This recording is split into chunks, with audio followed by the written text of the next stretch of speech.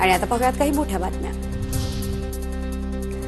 भंडाऱ्यातील सर्वांचे मोबाईल आणि WhatsApp group सर्वेलन्सवरती टाकलेत। बावनकुळेंचं खळबळजनक वक्तव्य तर कार्यकर्त्यांनी बेईमानी केली तर 5 वर्ष दरवाजे बंद करणार, बावनकुळेंचा हा इशारा।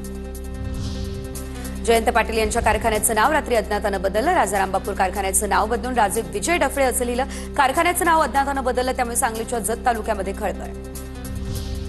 अहिल्यानगरमध्ये जुन्या भांडणाच्या रागातून युवकाला अमानुष मारहाण। निवासा तालुक्यातील सोनईमधली घटना। तरुणाला बळजबरीने गाडीमध्ये बसवून निर्जन स्थळी नेत क्रूरपणे केली मारहाण। जातीवाचक शिवेगाळ करत मारहाण केल्याचा आरोप। अहिल्यानगरमधील मारहाणीच्या घटनेचा वंचितकडून निषेध व्यक्त। मारहाण करणाऱ्या गुंडांवरती मुकुका अंतर्गत कारवाई करा, प्रकाश आंबेडकरांची मागणी। प्रकाश आंबेडकर पीडित तरुणाच्या कुटुंबांची घेणार भेट।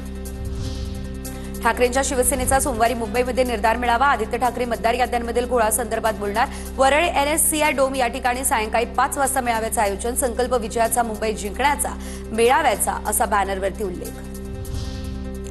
2029 पर्यंत मी कुठेही जाणार नाही। MMR रिजनमध्ये काही ठिकाणी वेगळे लढणार तर काही ठिकाणी युतीमध्ये लढणार। नागपूरमधल्या अनौपचारिक गप्पांमध्ये देवेंद्र फडणवीस यांची माहिती।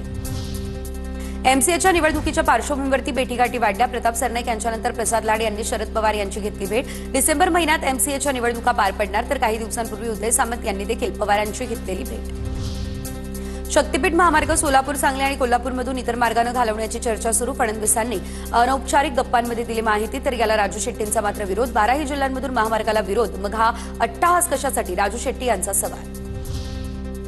सोलापूरमधील 4 नवे 5 माजी आमदार भाजपच्या वाटेवर तर अजित पवार यांच्या राष्ट्रवादीच्या यशवंत मानेंचा हा दावा। पक्षाच्या वरिष्ठांकडून आमच्यासोबत संपर्क नाही अशी माहिती।